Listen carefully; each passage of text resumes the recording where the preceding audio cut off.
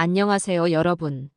오늘은 나르시시스트의 감정적 착취 극복하기 실전 전략 5가지라는 주제로 이야기해 보겠습니다. 나르시시스트와의 관계에서 감정적 착취를 당하는 것은 매우 힘든 일입니다. 이러한 상황을 극복하기 위해서는 몇 가지 실질적인 전략을 이해하고 적용하는 것이 필요합니다. 이번 시간에는 나르시시스트의 감정적 착취를 극복하는데 도움이 되는 5가지 실전 전략에 대해 자세히 알아보겠습니다. 첫 번째 전략, 자기인식과 이해. 나르시시스트의 감정적 착취를 극복하기 위한 첫 번째 단계는 자기인식과 이해입니다. 자신이 어떤 상황에 처해 있는지, 나르시시스트가 어떻게 감정적으로 착취하는지를 명확히 인식하는 것이 중요합니다.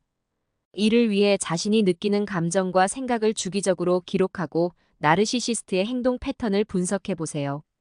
이러한 자기인식은 나르시시스트의 조작에서 벗어나 자신의 감정을 더 잘 이해하는 데 도움이 됩니다. 두 번째 전략, 명확한 경계 설정. 나르시시스트와의 관계에서 명확한 경계를 설정하는 것은 필수적입니다.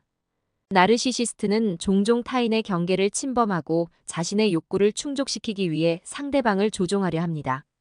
이러한 상황에서 자신의 한계를 분명히 하고 이를 지키는 것이 중요합니다. 예를 들어 나르시시스트가 당신의 개인적인 시간이나 공간을 침해하려 할 때 이 시간은 나만의 시간이 필요합니다 라고 단호하게 말할 수 있어야 합니다. 경계를 설정하고 이를 지키는 것은 자신의 감정적 건강을 보호하는 데 매우 중요합니다. 세 번째 전략, 감정적 거리 유지. 감정적 거리를 유지하는 것은 나르시시스트의 감정적 착취에서 자신을 보호하는 중요한 방법입니다. 나르시시스트는 종종 상대방의 감정을 자극하고 이를 통해 조종하려 합니다. 이런 상황에서는 감정적으로 반응하지 않도록 노력해야 합니다. 예를 들어 나르시시스트가 의도적으로 당신을 화나게 하려 할 때 침착하고 차분한 태도를 유지하는 것이 중요합니다. 감정적으로 거리를 두고 그들의 말에 휘둘리지 않는 것이 핵심입니다. 네 번째 전략, 지원 네트워크 활용.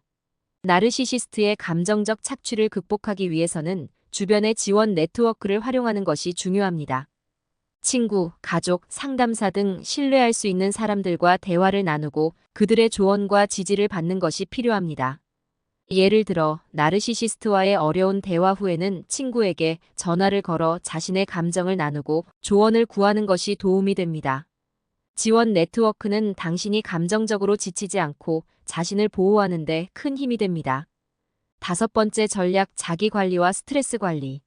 나르시시스트와의 관계에서 자기 관리와 스트레스 관리는 매우 중요합니다. 그들과의 상호작용은 감정적으로 지치게 만들 수 있으므로 자신의 정신적, 신체적 건강을 유지하는 것이 필요합니다. 규칙적인 운동, 충분한 수면, 건강한 식습관 등을 통해 자신의 에너지를 유지하고 스트레스를 관리하는 것이 중요합니다.